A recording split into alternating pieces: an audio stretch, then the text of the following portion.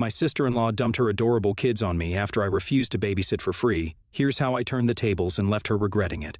My sister-in-law, 32 female, has 2 kids, a 5-year-old male and a 3-year-old female. While they are really sweet kids, they are not the easiest to handle. They are incredibly hectic to take care of. My nephew clearly has ADHD, and he is constantly bouncing off the walls. I'm a university student, and it is not ideal for me at all when my sister-in-law asks me to babysit her kids for free because my entire day goes behind them, and I do not get paid for it, as I am family. My semester is ending, and I am swamped with work to be completed, so when my sister-in-law called me asking me to babysit her kids, I refused. I told her that I have work, and I will not be able to do it. She told me that I could do it for her. She is family. I may have been TA here, as I told her that this is precisely why I do not want to babysit the kids, because I'm not getting any financial compensation for this either, which makes it pointless as I would not be able to get any work done. I won't earn any money, and by the end of the evening, when she takes the kids from me, I would be too exhausted to even work.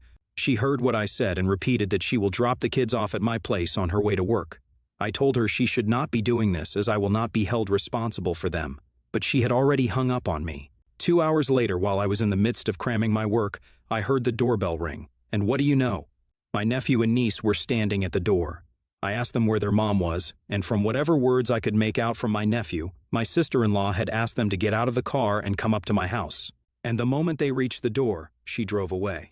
This behavior is incredibly typical of her. I decided that this is not going to be something that I will tolerate any further. Making sure the kids do not hurt themselves, I went inside and got my keys. I took the kids and drove for 2 hours to my brother's workplace. My brother is an accountant working for an MNC. His office was not hard to find.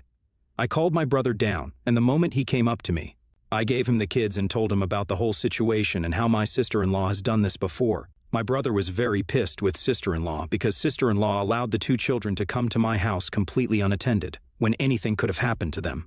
He thanked me for dropping the kids off, and I went back home. I was busy with my assignments until later that night, so I did not check my phone, but, oh boy, when I did check my phone, I had messages waiting for my mom and my sister-in-law. My mom and sister-in-law both think I am an a-hole because I did not babysit the kids, and instead dropped them off with my brother, as a mother deserves breaks once in a while. It was mean of me to refuse my sister-in-law the break that she deserved. While I do understand that taking care of children can be stressful, I do not think that it is fair to me that she would drop them off with me while she took her well-deserved break and refused to listen to my points. So, Aita, what do you all think? So, my sister-in-law has been leaving a lot of nasty messages in my inbox since that night. She has been insisting that I am a mean and selfish person, and because I'm not a parent, I do not know how stressful taking care of kids can be. She also thinks as a woman myself, I would be compassionate towards the struggles of her fellow sister, and yet here I was barely doing anything to help her out, which just is not fair to her. I explained to her over text that I was not trying to do things just to be a villain or paint her as a bad mother, like she's taking the situation to be, but she is not open to listening to my side. She thinks I did this intentionally because I wanted to ruin her marriage with my brother, which is simply not true. I have no idea why my not being open to taking care of my nephew and niece for one day spiraled this way, but oh well. I took screenshots of all the messages she has been sending me, and I forwarded them to my mother, and she was the biggest supporter of my sister-in-law. I think the biggest reason my mother is so supportive is that in her eyes, sister-in-law is the ideal daughter that she has always wanted, while I simply was not. I have made it very clear that I was to lead a child-free life, and my mother has always felt entitled to grandchildren, so maybe it is that. I showed her the messages and told her that if sister-in-law expected me to look after the kids after she's accusing me of so many things based on nothing, then she is dead wrong because I will not be doing that. But surprise, my mother simply took her side again. She told me that I am being extremely rude to someone who is a mother and still struggling to get used to motherhood of a child who has special needs. While I understand the sympathy towards her, I do not quite understand why they are ganging against me and villainizing me when really all I did was firmly set a boundary for that day and told my sister-in-law that I will not be able to accommodate my nephew and niece on that day due to prior commitments. 2 nights ago, my brother came over to my house. He looked extremely agitated and distressed. He asked me if he could stay over at my place, and I agreed. He slept on the couch for the whole day and did not open up about what caused this. When he finally opened up, I felt so bad. Turns out, every time my sister-in-law would drop the kids off at my place under the guise of taking a break, she would go over to meet with her ex. The meetings were quite intimate. As I have refused to allow sister-in-law to drop off the kids over at my place, sister-in-law has not been able to go over to the ex's place, so instead of dropping off the kids, she went with the kids to the ex's house and left them in the car. When she got inside, she kept the AC running or something, but obviously that did not seem like the case for the passerby, because they saw a kid crying with a baby who looked unconscious and called 911 before breaking in the windows. My nephew was running a high fever of 102 due to crying for however long while my niece was unconscious. The breaking of the car windows blared the alarms, and when sister-in-law came out, she was distraught. The emergency services came and took both of the kids to the hospital, with sister-in-law tagging along with them. At the hospital, they called my brother, and that is when he learned the truth. Once the kids were better, my brother sent them over to live with Mom, letting her know about everything that her lovely daughter-in-law was doing, and instead of going back home, he drove 5 hours and crashed at my apartment. I felt so terrible for him because he did not deserve that at all. I tried to comfort him as much as I could. I told him that he did not deserve this at all, and he's not the one at fault. He told me that I should not be sorry because if I had not refused sister-in-law that day, he would have never found out about this whole thing. So in a way, he is glad that I helped him out.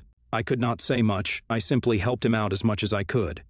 He told me he's going to stay over for a few days, so that sister-in-law has time to move out with everything. It has been a while since I updated you guys.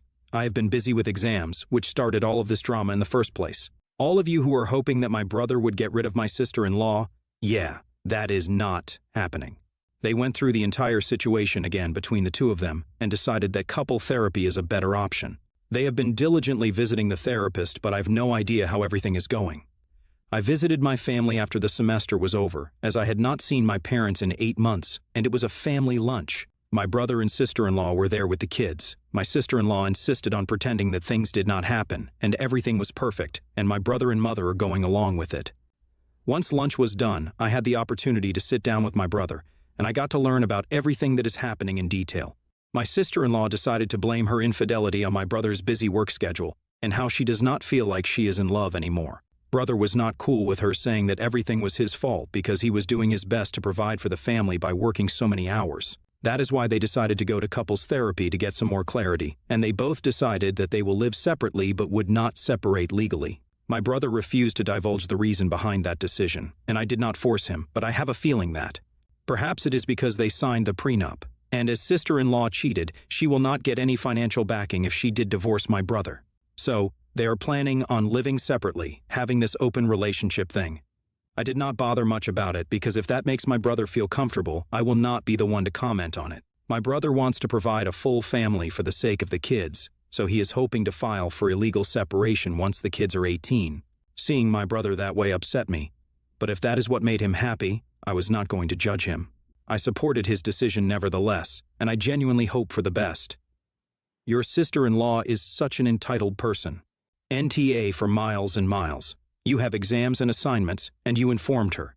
You told her that you cannot take care of them, and that taking care of a 5-year-old and a 3-year-old is not easy. The fact that she let them go up to your house completely unsupervised bothers me so much. That 5-year-old is not old enough to take care of the 3-year-old at all. Your sister-in-law deserves a break, surely, but she can leave the kids with her mother-in-law, or at daycare, or hire a babysitter instead of doing things like this. Very entitled. At first, I thought you are a TA because it is just 2 kids, and it was not going to be for the whole day, probably, so there was no need for you to send the kids away. You could have left them in front of the TV or something, but then as I went through the post again, and the fact that she would not compensate you with some money bothered me. Then I read the updates. Jesus Christ, she sounds extremely uncaring and immature because how could she leave her kids in the car just to get some sex? She does not deserve to be a parent. My daughter turns 5 on Friday. My mom tells me today that there's a retirement party she's going to on Friday and asks what our plans are for the birthday. I'm immediately annoyed by just being asked this because every year on my daughter's birthday, we have had my parents over. Clearly, they're going to be involved, and with it being a Friday too, kind of a no-brainer. I'm going to be asking them over. Generally in my family, things like birthday plans are a last-minute come-on-over type of thing. So the obvious answer my mom knows is that there are no exact plans of what time we are doing things, but that we will be asking them to come over at some point when I'm out of work. I guess my expectation was that on the birthday of her only grandchild, her calendar would be clear, and I wouldn't be competing with any other social events. Asking more questions, she tells me it's for her brother-in-law, my uncle, and the husband of the sister she hangs out with the most.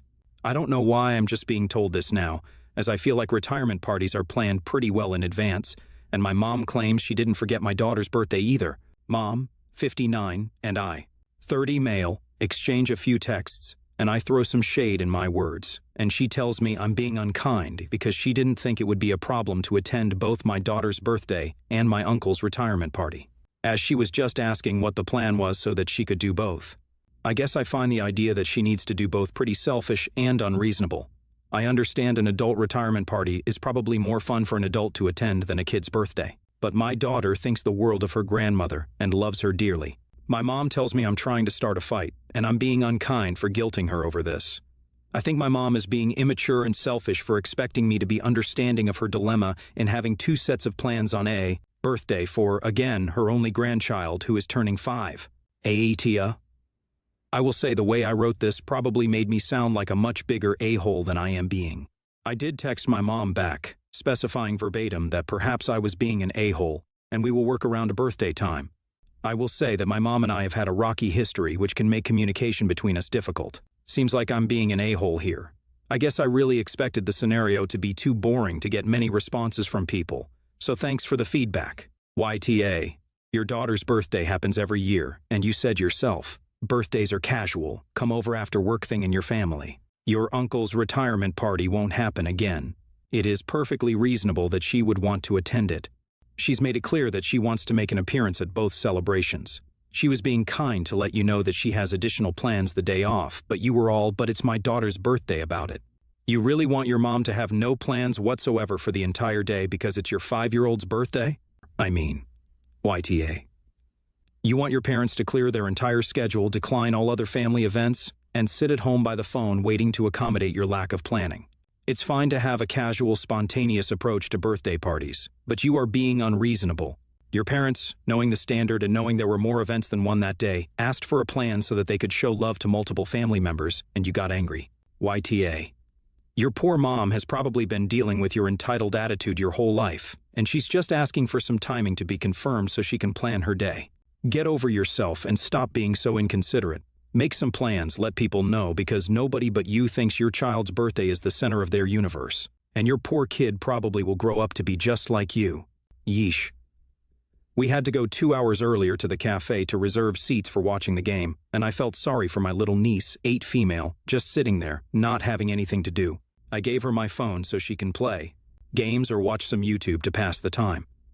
When the game started, though, I took back my phone from her because it's fun to keep watching over the Reddit Twitter threads and how messy things get in there anyway. It was part of the fun, and my niece was also fascinated by the game when it started and gave me back my phone smoothly. If you ever tried to take something away after you've given it to a kid, then you know smoothly isn't easy to come by. 30 minutes into the game, my niece is getting bored and started clamoring to have the phone back.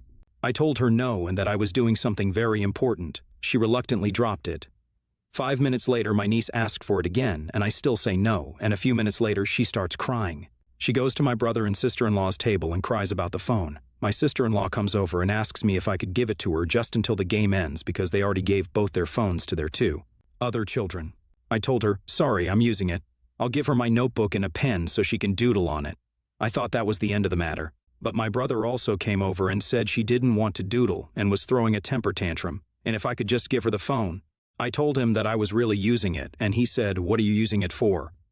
I told him how it was part of the fun of watching the game to also participate in those threads, and he said, dude, what the frick? Or just give her the phone, you can do that later, the game is only now. I still said no, and he was pissed and went back. A few minutes later, my niece comes over to me and says, I'm mad at you. I tell her, okay, I know, and hug her to my lap, and she strangely stays quiet for the remainder of the game. After the game was finished and the celebrations were over, the kids were all fast asleep in the car, but my brother was still pissed about me not giving the phone. We parted with an argument, and it just left a bad taste in my mouth. Atia? NTA. God, these entitled parents piss me off. I grew up being dragged to pubs and adult restaurants. If I wasn't curled up asleep under the table, I was coloring in. Parents always came prepared and made sure I had enough options to keep me entertained. Kid is spoiled and needs to be less dependent on a phone. Of course, they're going to have access in this day and age. But if parents were to put their phones down more often and put a little more time and effort into their kids, they will have an imagination beyond the screen. Otherwise, tell them to get an iPad for the 3rd kid to use. NTA, but your niece's parents are. Instead of berating you for making a choice about your own equipment you pay for, they should focus on disciplining their children and teaching them how to behave. They could take parenting classes to help get tips on how to entertain children whilst out of the home. You did nothing wrong. Your sister-in-law and bro were both extremely rude and had no right to question, dismiss, and demand you do anything. This situation was a parenting issue. The facts are, parents like to tell everyone else but their own children what to do and how, and blame everyone else for their child's undesirable behavior. It's crazy. So, what I read is that your brother took his children to a cafe to watch the World Cup for hours and didn't think to bring anything to keep them entertained at an event that is not designed for children. Yet somehow he thinks that is your fault. NTA.